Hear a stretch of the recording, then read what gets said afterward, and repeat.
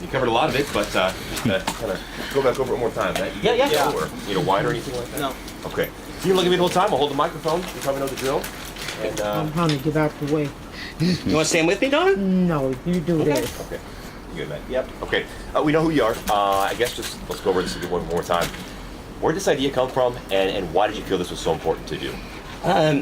I have noticed this picture for quite a while, but when the family of Andre Gladden was meeting with Daniel Outlaw and Ted Wheeler in Ted's office, I accompanied them up and sat in Ted's lobby and stared at this man for an hour and 15 minutes as Ted and Danielle lied to the family of Andre Gladden. And I kind of tied the two together in my mind that my plan was actually to shut down Ted's office and break the picture and tear it up. But when I took it off the wall and nobody saw me, I just decided to bring it home. And this is a much better and fitter ending than destroying it on site. And more to it than just burning this photo tonight. Obviously, Donna Hayes here, grandmother Juana Hayes. What do you want people to take away from everything we saw tonight? That there is no compassion in City Hall. There is no empathy in City Hall. There is no standing for the people and the victims of City Hall and the Portland Police, and we're done. It's not just me, it's a lot of people. We're done. This is a war, and we're dying. And we don't want anybody to die. Not cops, not the community, certainly not people in mental health crises. This has to stop, and Ted and Danielle act like it doesn't happen. These murders have been coming faster than ever. I believe there was 7 years between the killing of Keaton Otis and the killing of Moose Hayes. Is that correct for the Portland Police Bureau? Right. I believe so. Yeah. So that was a long time. Now the Right. Portland Police Bureau has killed how many people since last year?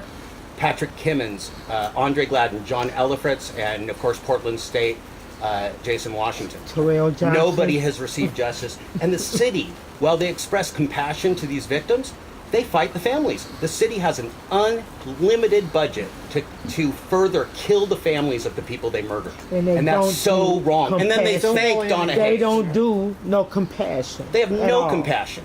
They're liars, and they sit up there on their wall.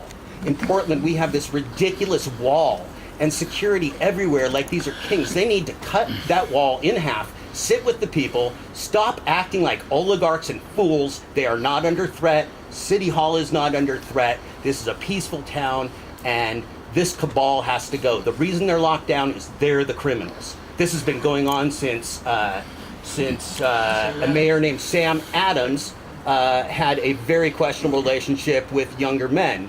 Then Charlie Hales moved in, but because protesters were coming, they ramped the security up. And now what we have is G4S, and remember, the city's up for a $10 million contract, $2 million a year for the next 5 years to hire another security force.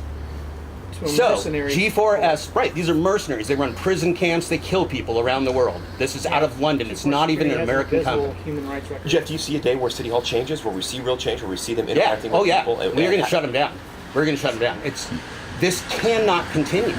They are killing us unnecessarily. Unarmed people. Patrick Kimmons, unarmed. Moose, unarmed. John Ellifritz, unarmed.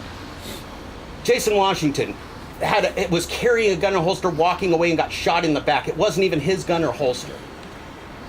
Right, and then we have now Andre Gladden, a blind man visiting from out of town that they allege somehow got a knife off a cop and wielded a knife. I don't believe a blind man can wield a knife. And the cop that killed him has still not even told his story, not even to the homicide office. He only told his story to the grand jury, which has not been released yet, the transcripts, and he told his story to Internal Affairs. So the cover-ups are coming so thick and fast that it's hard for the community to keep track, and we're keeping track for them. We can't let them forget these names. And that's all they want to do. That's why they make these people criminals when they're dead. That's why they put weapons in their hands that they never held. That's why they frame them, because they want you, the public, to think, wow, they killed another bad guy. What great cops. No, they are not great cops. They're criminals, they're killers.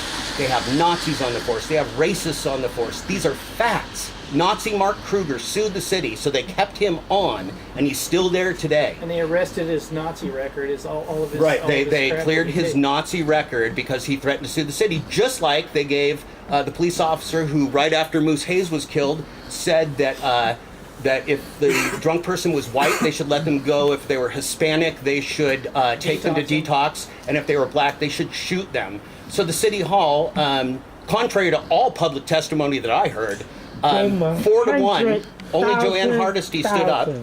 4-1 voted to pay this man $100,000 and allow him to have his full retirement because they didn't want to face a lawsuit from the crooked, evil, murderous police union run by Daryl Turner. What did they say about black men again?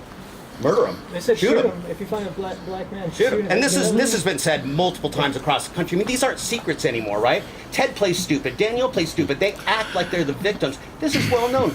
Log on to social media. You can see every day people getting brutalized and shot unarmed by the police. This is a national crisis, and Portland's leading the way because Daniel Outlaw is a gangster, Ted Wheeler's a criminal, and this is a cabal guarded by G4S. They need a moat around that place. They're absurd. Lastly, Jeff, I've heard rumblings about possibly more photos of Goldschmidt lying around somewhere. If they hang up another photo of him, I don't. happens? This isn't about Neil Goldschmidt. This is about the victims. If they're stupid enough to hang up a child rapist on the wall, I think the public should have a further discussion about it. I'm not the vigilante art thief of Portland. This was to make a point about victims. That victims matter. Neil Goldschmidt's victim mattered. Moose Hayes mattered. Christopher Kawanji mattered. Patrick Kimmins mattered. John Elifritz mattered. Andre Gladden mattered. Jason Washington mattered. These are people whose families will never, ever, ever be whole again because the most cruelest fate, state murder, was perpetrated upon them, and then they were criminalized in their death when they couldn't even defend themselves. This is a horror for this country. This should be a national story. This should be full stop. Stop. Stop killing us. yeah, thank you for your time. Thank you. I appreciate it greatly. You bet. Jeff, I got a quick question for Yeah. you. Something I find very interesting is that when you look into We'll swing by and I'll grab a card and Yeah. bring it to you. Okay. Okay. When you look at that, Daniel Outlaw published a memorandum to Portland Police Bureau He did. about officers no longer being allowed to hold a knife on their outermost vest. Correct. Now, You guys know how that that works makes for me think You gotta go ahead that and that pull it up officer here and try to quite keep this probably together could have because taken his remember, own knife off his belt vest and We're gonna and do either it, we gotta do it planted right. Or I want you this guys to officer remember was how we're doing it. Remember possibly that disarmed by a what's man who going could on here barely today. see. You know, Then that's something wrong so- with that officer. so That so didn't happen. So that didn't happen. Right. Andre so, Gladden was framed. A blind Right, man cannot but- wield a knife. Right. Doesn't happen. Now, well, I just being objective, I want to see a doctor's report showing his level of sight because corporate media. They do have the doctor's report. Okay, Again, he I only would love had to- one eye left, Right, and right. that eye was blind. But legally blind, some legally blind people could still walk around and barely see. Kind Correct. of. That was Right. not the case for Andre. Okay, He so I'm took just a going by- shotgun blast to the face as a victim. His perpetrator is in prison. So he lost his eyesight with a tragic shotgun to the face about 4 years ago. Right on.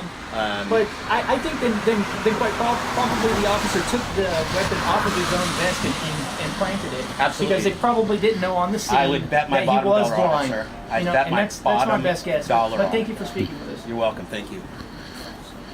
Robert West, thank you for coming. Hey, you're Appreciate it. welcome. Oh goodness.